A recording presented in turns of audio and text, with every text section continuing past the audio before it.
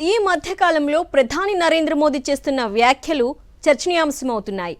ఆయన తన స్థాయికి తగ్గట్లుగా మాట్లాడడం లేదని రాజకీయ విశ్లేషకులు అభిప్రాయపడుతున్నారు. ఆయన మాటలో కనిపిస్తున్న తడబాటుతో కూడిన పొరపాటు ధోరణి ఆశ్చర్యానికి గురిచేస్తోంది అందరినీ.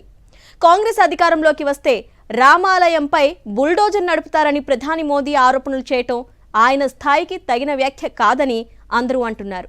అవినీతి పరులని తాను ఆరోపించిన నేతలతోనే ఎన్నికల సమయం రాగానే పొత్తులు పెట్టుకోవడం ప్రధాని మోదీలోని ద్వంద్వ వైఖరికి నిదర్శనంగా నిలుస్తోందని చెప్తున్నారు.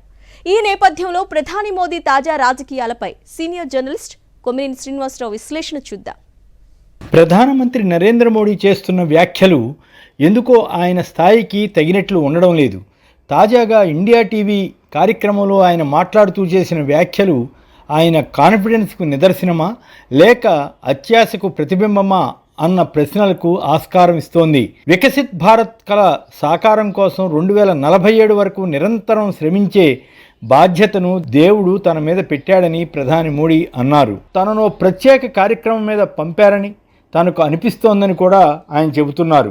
దేవుడు తనకు దారి చూపించడమే కాకుండా శక్తినిచ్చాడని 2047 కల్లా వికసిత్ భారత్ లక్ష్యం నెరవేర్చే వరకు దేవుడు తనను పైకి పిలవడని విశ్వాసం ఉందని మోడీ అంటున్నారు. ఇది వినడానికి బాగానే ఉంది, కానీ ప్రజాస్వామ్య దేశంలో ఆయన మాట్లాడినట్లు అనిపించదు. నియంతల రాజ్యంలోనో చక్రవర్తుల పాలనలోనో లేక మతపరమైన నమ్మకాలు అధికంగా ఉన్న దేశంలోనో ఇలాంటి ప్రసంగాలు చేస్తే తప్పక జనం వినాల్సి ఉంటుంది. కానీ భారత్ వంటి ప్రజాస్వామ్య దేశాల్లో అలా సాధ్యపడకపోవచ్చు. ఆయన 100 ఏళ్ళు పైబడి జీవించవచ్చు, అలా అని మనం కూడా కోరుకోవచ్చు. 2047 సంవత్సరం అంటే భారతదేశం స్వాతంత్రం వచ్చి 100 ఏళ్ళు పూర్తయ్యే ఏడాది అన్నమాట. తప్పులేదు. దేశాభివృద్ధి కోసం ఆయన అలా అనుకుంటుండవచ్చు. కానీ 90 ఏళ్ళు దాటిన తర్వాత కూడా అంత శక్తితో ఉంటారా అన్న సందేహం వస్తుంది.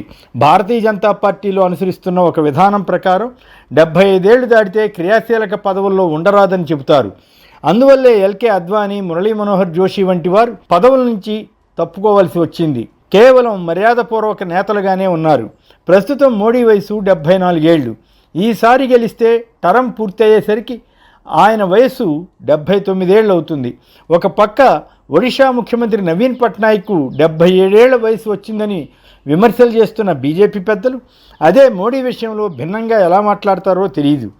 ఆయన అనుకున్నట్లు 2047 వరకు పదవుల్లో ఉంటే అప్పటికి 97 ఏళ్ల వయసు వస్తుందన్నమాట. అప్పటి వరకు ఆయన అధికారంలో ఉండడం సాధ్యమా అంటే ఏం చెబుతాం?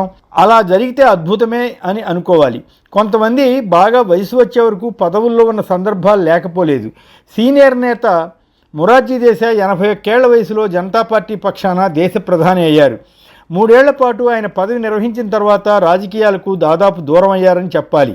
ఎల్కే అద్వానీ ప్రస్తుతం 90 ఏళ్ల పైబడి జీవిస్తున్నారు. కానీ ఆయన 10 ఏళ్ల క్రితమే యాక్టివ్ పాలిటిక్స్కు దూరం అయ్యారని చెప్పవచ్చు.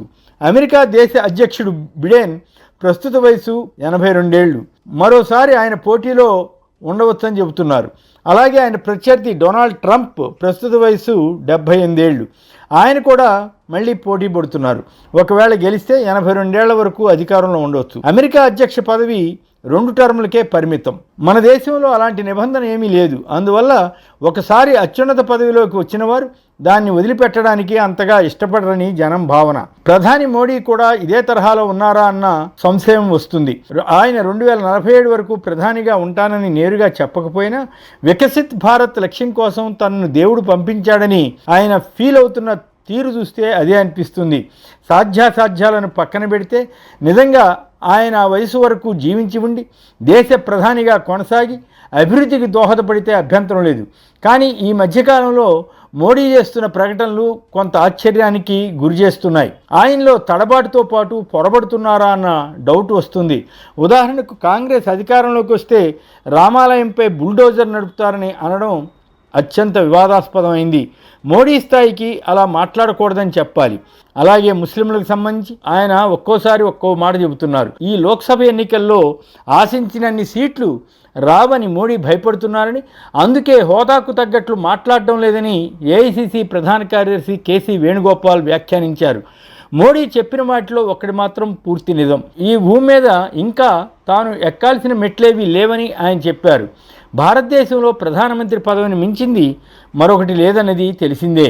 మోడీ చరిత్ర చూస్తే ఒక రకంగా అనూహ్యమైన రీతిలో అసాధారణమైన తీరుగా ఎదిగారని చెప్పవచ్చు. కేవలం ఒక సాధారణ ఆర్ఎస్ఎస్ కార్యకర్త ఈ విధంగా పై స్థాయికి చేరుకుంటారని అనుకోలేం. కానీ మోడీ చేసి చూపించారు. ఇంత ఘనత సాధించిన మోడీ అంటే గౌరవమే. కానీ ఈసారి ఎన్నికల సందర్భంగా ఆయన చేస్తున్న ప్రసంగాల్లో అభ్యంతర విషయాలు కనిపిస్తున్నాయి. బీజేపీకి 400 సీట్లు వస్తాయని ఆయన పదే పదే చెబుతున్నా ఇది ఎంతవరకు సాధ్యమన్నది డౌటే. యూపీ, మధ్యప్రదేశ్, రాజస్థాన్, కర్ణాటక, బీహార్ వంటి రాష్ట్రాల్లో ఆశించిన స్థాయిలో బీజేపీకి సీట్లు వస్తాయన్న దానిపై భిన్నాభిప్రాయాలు వస్తున్నాయి. కొందరు జాతీయ స్థాయి సెఫాలజిస్టులు బీజేపీ కేంద్రంలో ప్రభుత్వం ఏర్పాటు చేయడానికి అవసరమైన మెజారిటీకి కాస్త అటూ ఇటూగా సీట్లు సంపాదించవచ్చునేమో కానీ 400 సీట్లు వస్తాయని అంచనాలు వేయడం లేదు. నిజానికి మోడీకి కాంగ్రెస్ కూటమిలో సరైన ప్రత్యర్థి లేకపోవడం ఆయనకు కలిసి వస్తున్న అంశం. రాహుల్ గాంధీ ఉన్నంతలో పోటీ ఇస్తున్నా ఆయనలో మెచ్యూరిటీపై అనుమానాలు ఉన్నాయి. మోడీ ప్రభుత్వం కొన్ని తప్పులు చేస్తున్నప్పటికీ కాంగ్రెస్ వాటిని అందిపుచ్చుకోలేకపోతోందని చెప్పాలి. ముఖ్యంగా ఢిల్లీ ముఖ్యమంత్రి అరవింద్ కేజ్రీవాల్పై ఈడీని ప్రయోగించి జైలుకు పంపించిన వైనం ప్రజల్లో విమర్శలకు దారితీసింది. పైగా బ్యాంకుల్లో వేల కోట్లు ఎగవేసిన వారిని ఆదరిస్తూ వారికి పార్టీ టిక్కెట్లు ఇస్తూ తాను అవినీతి పార్టీ అని చెప్పిన తెలుగుదేశంతో పొత్తు పెట్టుకుని మోడీ వ్యవహరిస్తున్న తీరు చూస్తే ఆయన మాటలకు అర్థాలు వేరులే అన్న అభిప్రాయం కలుగుతుంది.